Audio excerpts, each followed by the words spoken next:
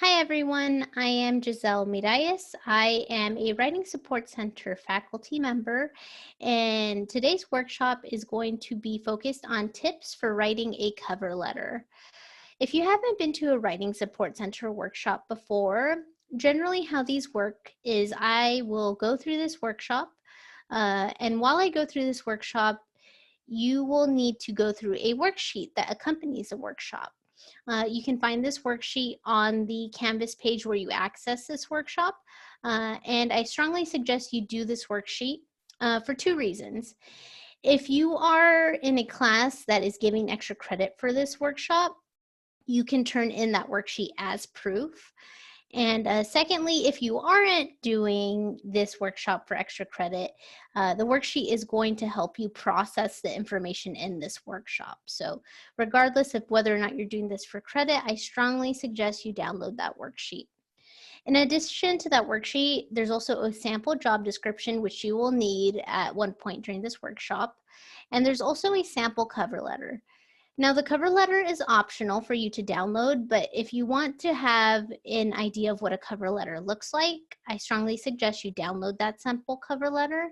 I also suggest you download it if you don't have a cover letter you're currently working on, because there's going to be an activity later on in this workshop that requires you to look at a cover letter. So if you haven't already, I would say pause right here and go ahead and download the worksheet, the sample job description, and the sample cover letter.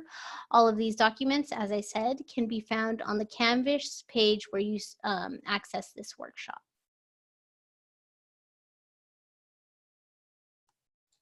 Okay, so the objective of this workshop is to help you identify the key components of a cover letter.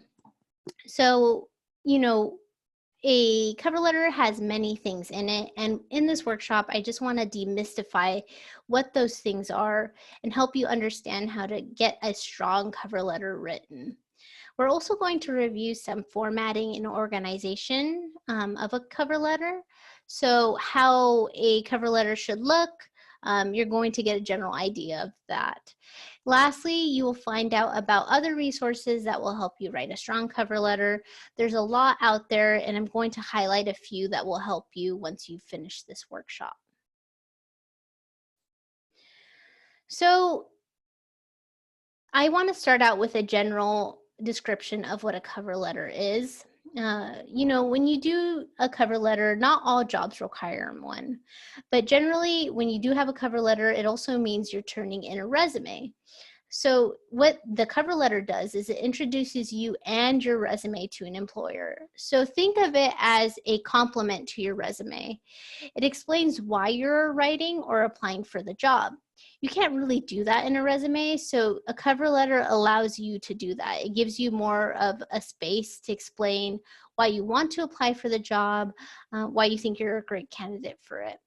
It details why you are a good match for the organization and the position. It demonstrates your abilities and it helps to establish your credibility. It also draws your reader's attention to specific qualifications. So if you think of a resume, you list a ton of different qualifications you've gained throughout all your work history, all your school history, all of these different great qualifications.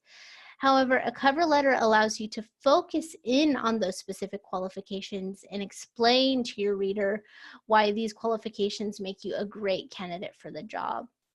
So think of a cover letter as a more detailed explanation of your resume.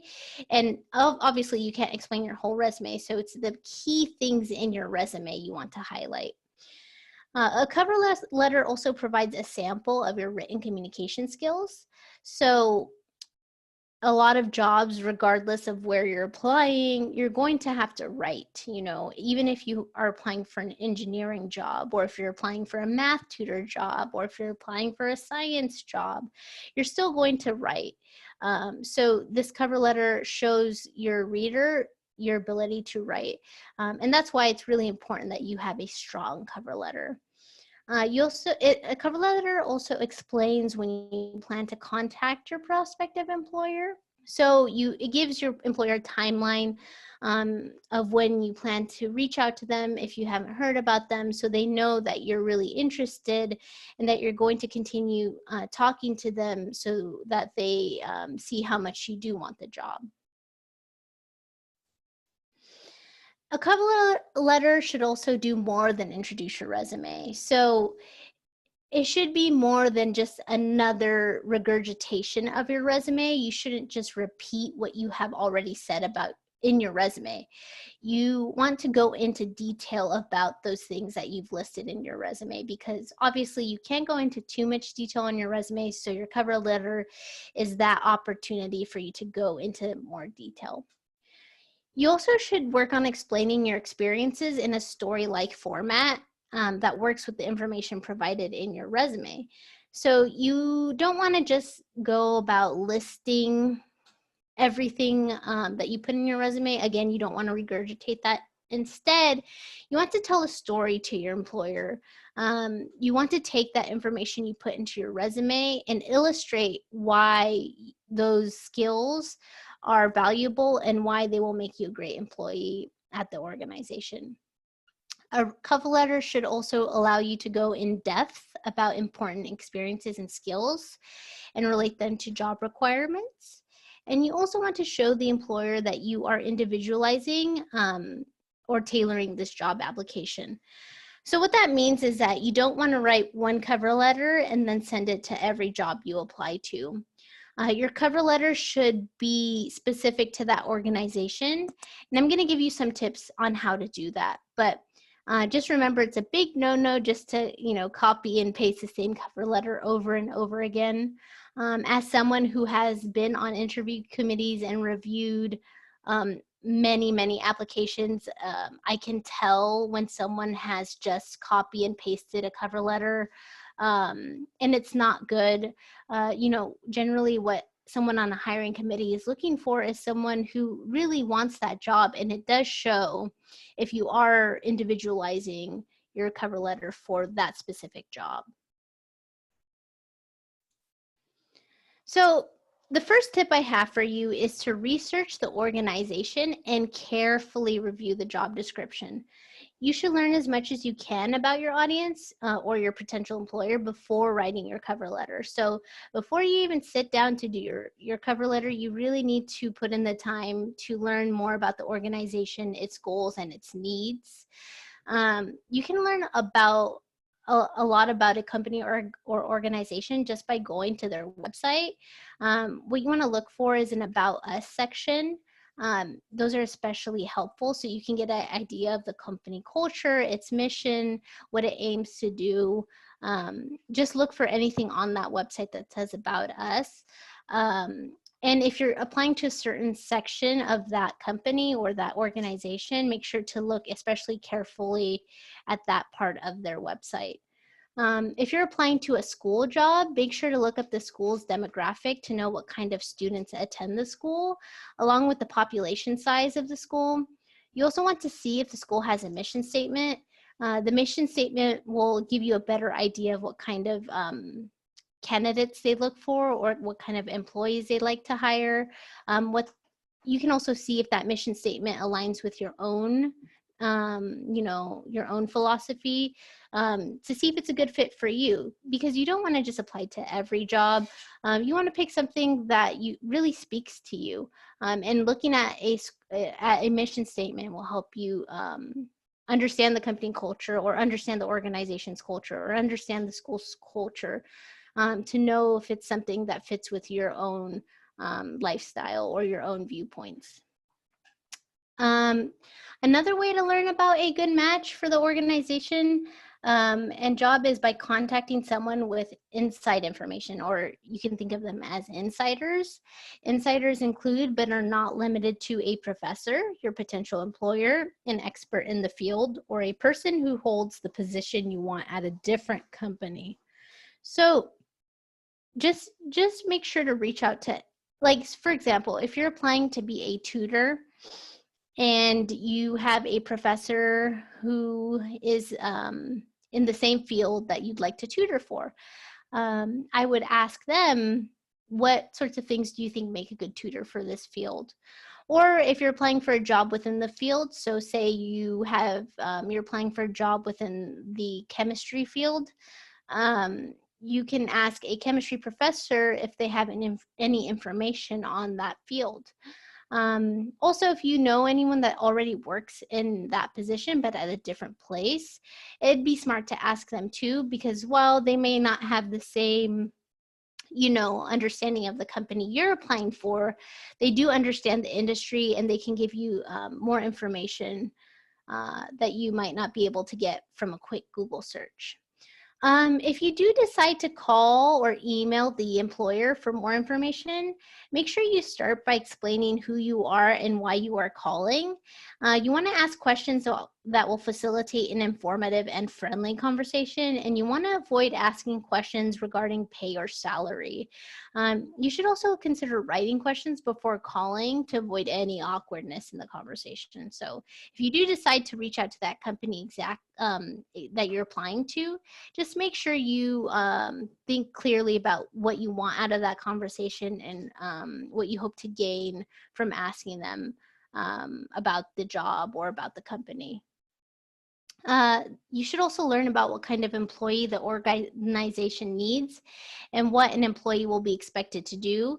And this will most likely be in the job description and desired qualification sections of a job announcement. So it's really important to carefully read those things, because you might think you know what a job wants, but like I said, every organization is different and they may be focused on different needs, right? So you want to make sure you really look at that desired qualifications or job description part of the job to make sure that you understand what the employee needs to do when they're in that job. So after reading a job advertisement, you want to ask yourself as many questions as you can to learn what your prospective employer wants. Some questions to begin with are, what values and skills would be a good match for this prospective organization or job? What kind of work personality do I have? What level of education do I need? And what kind of work experience do I need? So these are some questions that will help you more closely read the job description and understand it. So before we move on, I want you to answer these questions on your processing worksheet. You will need a job announcement or advertisement to complete this. So if you're already looking at a job and already thinking about a specific job you want, you can go ahead and look at that job announcement to complete this activity. But if you do not have a job in mind, you can also download the sample job announcement, which I mentioned in the beginning of this workshop, and you can use that to answer these questions. So I'm going to give you a couple minutes to do that. You can go ahead and pause right here, and when you're done, we will continue with the rest of the workshop.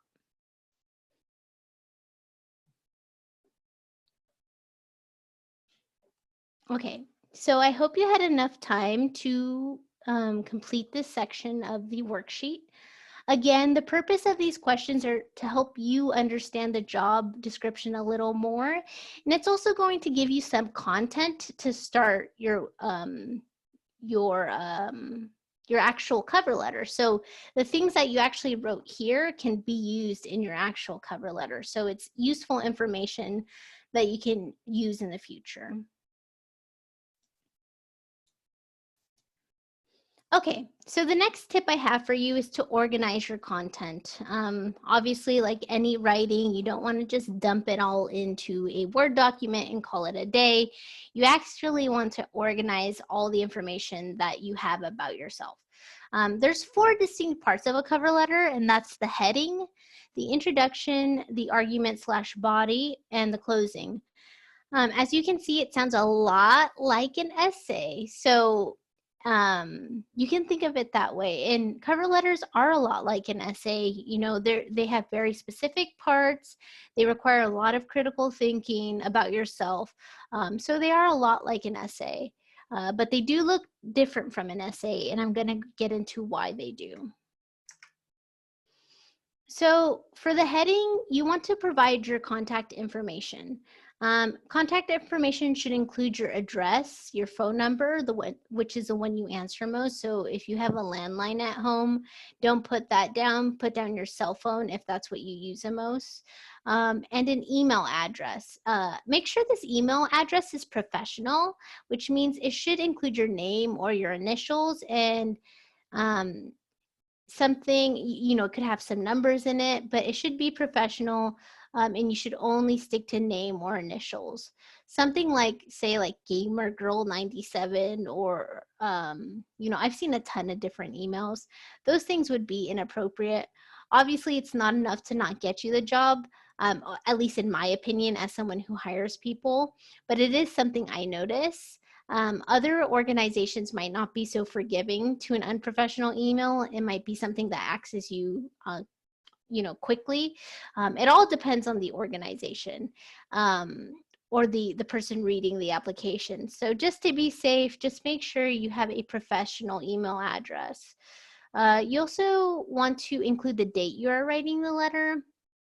If it could be the day before the application's due, whatever that date is, just put it in the letter. You also want to include the address of the company. You can find this information on their website. Make sure you do include that too, though. And on your cover letter, it should be in this order. So it should be your contact information, including your name, the date, and the address of the company, and there should be spaces in between each of these sections. And like I said, the sample cover letter will give you an idea of what this looks like, so you can download that so you can have a visual of what this information actually looks like. For an extra special touch, you should match your header where you provide your contact info with your resume. So if you look at a resume, sometimes they have like that really nice top part, where it has a name, the address, the phone number, and it's, like really formatted nicely. You can use that same header and put it on your cover letter, and it will look really nice because your resume and your cover letter will match. So do that if you do already have a nice header on your cover letter. On your resume. So then you could just put it on your cover letter. So the next thing that comes into your cover letter is your intro. Your introduction should greet the specific person with whom you are corresponding. So this would mean you want to put dear, John Smith, dear, whoever it is that is the hiring manager. Most of the time, you're not going to know who to address the letter to, though. So if you don't know exactly who to address the letter to, you can write something like Dear Hiring Committee, Dear Selection Committee. So if you don't know the specific person, default to something like that. I would say don't default to whom it may concern. It sounds really generic. So instead, I would say something like Dear Hiring Committee. You also want to state the position you are applying for and where you heard about it. So what this means is if you are applying for example, a tutor job at PCC, you would, we don't require cover letters, but if we did, you would write something like, I am applying for the writing tutor position at the Writing Support Center, and I heard about it from PCC's website. Another thing would be, so say you're applying to a human resources job. You would say, I'm applying for the human resources assistant position, and I heard about it from Indeed.com. So you just want to say where you heard about it, whether someone from the company told you about it, or if you found it on a website, which brings me to my next point. Name drop if you have a good connection. So say you are applying to this job and the manager of one of these departments in the company. You can name drop that manager and say that's where you heard it from. If the supervisor, a supervisor somewhere in that company, name drop that person. So if you know anyone in a management position, or if you know like a professor, so say if you're applying for a tutoring job and you know a professor who told you to apply for it, name drop that person. So if you have a good connection, you should definitely drop their name in there. You also want to state why you believe you are a good match for the position and the organization, including 2 to 3 key qualifications that you will address in the rest of your letter. These items should match up with your resume. So you can think of this statement of why you're a good match as your thesis, right? This is your thesis statement where you're saying why they should hire you, why you believe you're a good match. And like a thesis statement, this should only be a sentence. It can be 2 sentences, but it shouldn't be very long because you're going to go into detail in your body part. So just think of it like the thesis. Why are you a good match in 1 to 2 sentences for the organization? Okay, so the next thing that would come after your introduction is your argument or your body. You want to tailor the cover letter for each job application, as I mentioned. You don't want to just write one cover letter and submit it to every job you apply for, especially if you really want that job. You want to tailor it according to the company or the organization. You also want to focus each paragraph on one qualification that shows you are a good match for the job and organization. So that's why I said in the previous, for introduction, you want to do 2 to 3 key qualifications. This means you're going to have 2 to 3 paragraphs with one qualification in each paragraph. Like I said, in the beginning, a cover letter is not a resume. It's not a list. You're not listing out all of your qualifications. You're picking the 2 or 3 that you think are most relevant for the job and the 2 or 3 that you can speak the strongest to. You want to focus each paragraph on one of those things. You also want to give specific examples to prove where you got these skills and how you have used them before. So what this means is to prove where you got these skills. That means, did you get this from a previous job? Did you learn this when you were in a classroom? Did you learn this when you were president of a club? How did you get these skills? And how did you use them when you got these skills in that position? You want to make sure you tell that a story. So when you do list these skills, tell a story and don't just list them. For example, instead of saying, I am a team player, that's a phrase a lot of people like to use, don't do that. Instead, tell a story about a project you worked on with a group. This project could be one you worked on in a job or a class or a club that you were a part of. And when you tell the story, highlight the team-based skills you used while working on this project. So if you worked on this project and you want to highlight why you're a great leader, you can talk about the skills you used that a great leader would use. So during this project, if you were managing time well and you were keeping the group on task, that would be a story of how you use those skills. You want to illustrate for your reader, put them in that situation that you use those skills so they understand why you're a good match and why you will be able to actually use these skills in their job. So just make sure you're telling that story, don't list. You also want to refer to your resume, but you don't want to repeat it.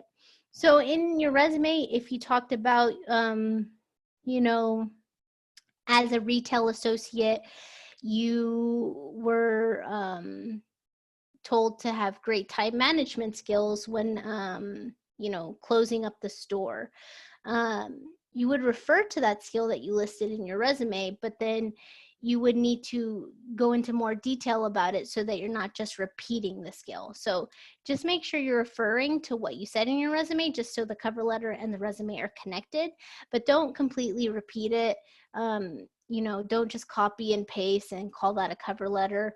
You actually need to go into detail so that your reader understands how these skills were used in the actual workplace or how you actually use them in real time. Lastly, after you've gone through your introduction and your body paragraphs, you want to close just like an essay. You want to make sure to close with a strong reminder of why you're a good match for the job in the organization. So this could be based on, you could say something like, based on these skills that I've illustrated, and I would be a good match for this job because of X, Y, Z. You also want to request an interview. The way you would do this is just say, you could say something like, I look forward to hearing back from you. If I will be following up with you on this day about meeting with you, something like that. You don't want to say, I demand an interview on this day, or, but something more, cordial, something that says, like, I look forward to hearing back from you. I look forward to meeting you. Something that shows that you do want to see them, you do want to meet them, you do want to be interviewed by them. You also want to provide your contact information again. I would say this isn't completely necessary. It could be, some might see it as repetitive, some people might prefer it. So it's really up to you. But if you do provide contact information, you can say something like, if you require any more information, feel free to contact me at, and then provide your email or phone number, whatever is your preferred way to be contacted. But you can do it in that way. And then you want to thank the person, say thank you for your time. You can actually request the interview and thank the person in the same sentence by saying something like, thank you for your time, and I look forward to meeting you in the future. You could do it, you could do both of these things in one sentence. You don't have to do each of these points, doesn't mean it has to be one sentence. You can join some of these in sentences together. You also want to sign your name and print it underneath. So when you do go to end it, you do want to say, sincerely, or best regards, comma, sign your name. You can do this in pen, but these days a lot of people are doing applications digitally. So you can also actually do a digital signature. If you have a tablet, you can sign a PDF on the tablet. There's also an option to scan in a signature and then paste it in there. But there's a few ways to digitally impose your signature, so you don't have to actually sign a physical piece of paper. But you can too. If you do sign a piece of paper and you still have to submit it digitally, you can sign the paper and scan it and then send the scanned copy. There's quite a few ways to do it. What I wouldn't suggest is using one of those fonts, how there's like cursive fonts on Word. I would suggest not using a cursive font just because that's not your actual signature. I strongly recommend that you do actually find a way to sign it either digitally or physically. And then under your signed name, make sure you print your name underneath just so they know, just so they know what the signature actually says, what your name actually is. Okay, so my third tip is to make sure your cover letter is properly formatted. Just like an essay, there's a specific format for cover letters, and you want to make sure that your cover letter is formatted appropriately. So generally, you want to keep it to one page, and this is especially true for entry-level jobs. Not all jobs are going to be one-page long cover letters. As you progress in your career, as you go into higher level positions, your cover letter is probably going to be 2 pages. And that's okay. But for the purpose of entry level jobs, keep it to 1 page. You also want to write 1 introductory paragraph, like I said, 1 to 3 paragraphs to highlight your skills as we just reviewed, and then of course 1 concluding paragraph. So your cover letter is going to be anywhere from 3 to 5 paragraphs, and 3 at the least, 5 at the most. You want to space your cover letter appropriately too. You want to single space it. So not double space, single space your cover letter. You want to leave a space between addresses and dates in the heading. So like I said earlier, when you put your header, you want to put your information, space, date, space, employer information, space. So there's a lot more spacing.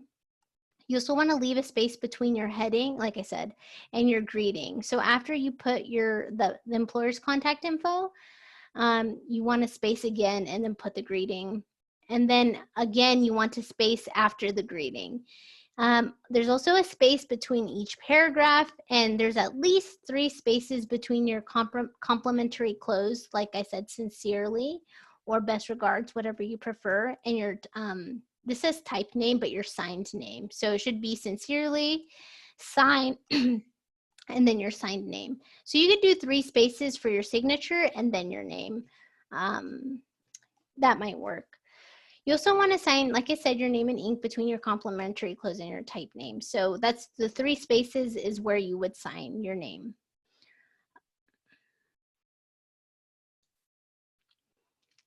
Oh, and one more thing I wanted to say is font. I personally think that there's no font that's required for a cover letter. I've done many different fonts for my cover letters, and I just match them to my resume. So I think that's the most important thing, because I've seen a lot of really cool resumes and they're not using Times New Roman. So if you don't have to use a specific font, just make sure it's legible and just make sure it matches your resume so that both fonts look clean and they match one another. And then lastly, for your margins, you want to use standard margins. 1-inch margins are usually the standard, but you can use smaller margins. So if you're going into a second page and you don't want to do that, you can size down the margins, but you want to make sure that they're the same all around. You also want to align all paragraphs to the left of the page, and you can also indent the first line of each paragraph, but that is not used often. So generally, people don't indent paragraphs on cover letters, but you can if you prefer. Okay, so this brings us to our activity, and it's to improve a cover letter, whether it be your own or the sample cover letter that was provided. So if you're currently working on a cover letter, please use the tips reviewed in this workshop to make improvements. On your worksheet, please list 3 specific improvements you can make and how you can revise these elements. These improvements can be formatting or content. If you do not have a current cover letter, like I said, please download the sample cover letter to complete this activity. Like I said, it might be helpful to download the sample cover letter to view the formatting. It's not a perfect cover letter. Obviously, improvements are needed, but you can download it to see what the formatting actually looks like. So just take some time. This is some time for you to really think about improving your own cover letter. Like I said, you can use one you're currently working on, or you can use one you've written in the past, but just think of 3 improvements you can make, whether it be, maybe you need to improve your header, maybe you need to improve your formatting, maybe your margins are wrong, maybe you spaced out your paragraphs wrong, maybe you didn't tell a story and you want to tell a story. Just on your worksheet, just make sure you pick 3 things you want to improve and explain how you're improving them, or write the improved version of whatever you're improving. So go ahead and do that. Pause here, and then we'll continue after you've done that.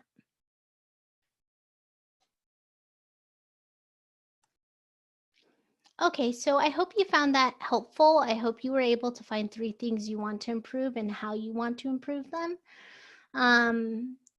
This, like I said, you can also use this, this cover letter workshop again when you actually go to revise your cover letter. So you can always review these tips to make sure your cover letter is on point. So my last tip for you is to wait before sending it. So after you've read through your cover letter, I want you to make sure to, sat on it, you put it away. If you're not a procrastinator like me, you've written it at least 2 days before the application's due. You want to make sure you proofread the cover letter after a few hours or days. You want to improve your sentences, your grammar, your typos. You want to look for those things when you go back to proofread it. If you proofread it right after you read it, chances are you're not going to catch your mistakes. It's the same as an essay. You can't go just straight into proofreading it after you've written it because your eyes aren't fresh. If you sit on it and wait, you're more likely going to catch more of your own mistakes. I also suggest you give your cover letter to friends, professors, and or colleagues for proofreading and suggestions. So if you have a friend who you know is has applied for the job before or is working in a similar field, you can give it to them. Or if you have a professor that works in that field or their subject is in that field, you can also ask them to proofread. Anyone that you know that knows anything about that field, you can ask them to proofread your paper or your cover letter for you. And that would be very helpful for you so that you get a second perspective. There's also more resources that will help you with your cover letter. So once you've completed your cover letter, you can always schedule an appointment with a WSC tutor. Um, the way to do that, and I can show you that really quick, is you would go to PCC's PCC's Writing Center website. So you could just Google PCC WSC. It should be the first link that comes up. And to schedule a tutoring appointment, you would just go to remote tutoring. And I'm going to log in, but I won't get the same page as you. For you, it will be on PCC Connect, but it will take you to an actual page where you can check for tutors and times, and you can schedule with them. The thing with scheduling with a WSC tutor is that they will they won't edit your paper or your cover letter, just like they don't edit papers. So they're not going to be able to, you know, copy edit and like look for your grammar mistakes. They can't do that. But they can definitely give you some ideas on content. What I suggest is if you are getting help for a cover letter, that you also provide the job description or at least give them a, you know, a verbal description of the job so that they have an idea of what to look for. You also want to think about what sorts of things you want them to focus on. So if you need help with your introduction, you can ask them that. If you need help with being more descriptive or telling a story about your skills, you can ask them about that. But having an idea of what you actually want them to look at in your cover letter will help, you know, with your appointment and, you know, giving them a better idea of what they can help you with. You can also visit PCC's Freeman Center's website. It's a great resource because you can schedule an appointment to have your cover letter reviewed. I'm going to show you that as well.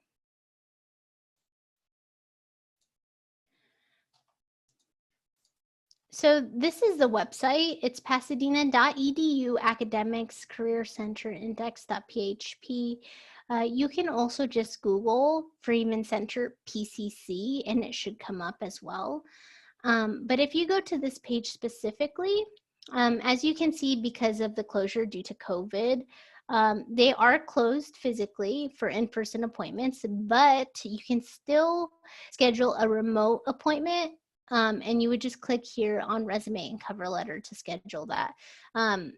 I would highly recommend that you go to the Freeman Center if you have very specific cover letter questions, because while our tutors can help you with content, their main focus are essays, right? So while they, like I said, while they can help you, getting help from someone who's professionally trained to look at resumes and cover letters would be even more helpful. So I strongly suggest you use this resource. It's free, it's super helpful, and you'll get more ideas on what you need on that cover letter. So I strongly suggest you use this resource if you do need help with the cover letter.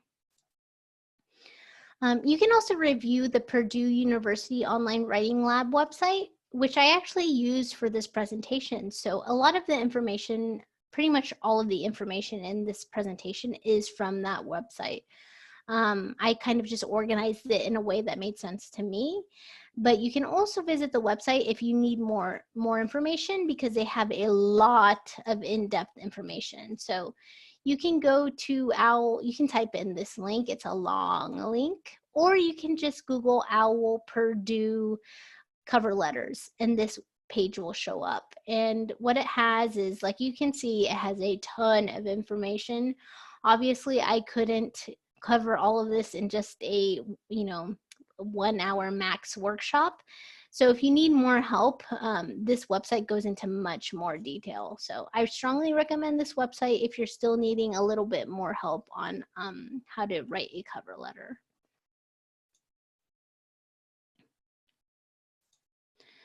Okay, so that's pretty much all I have for today. This is the last slide I'm putting up. Feel free to take a screenshot of it and attach it to the worksheet that you turn in. Since we can't, since this is an asynchronous workshop where I'm not talking to you live, this is the one way we thought we can give proof for your workshop attendance. So like I said, screenshot this and go ahead and turn in that screenshot with the worksheet if you are getting extra credit. Hopefully the professor, if they have any questions, they can reach out to the Writing Center and we can, try to verify your attendance. That's kind of hard, especially because we're not taking roll. Like I said, it's not face-to-face, but go ahead and take a picture of this and turn it in with your worksheet, and hopefully you get that extra credit. I hope you found this workshop helpful. If you have any questions about any writing assignments, like I said, feel free to schedule with our tutors. If you have any question on the Writing Support Center services, you can also visit our website and email us at writingsupportcenter@pasadena.edu, and we can answer any questions you have about our services. Thanks, everyone. I hope you have a great week.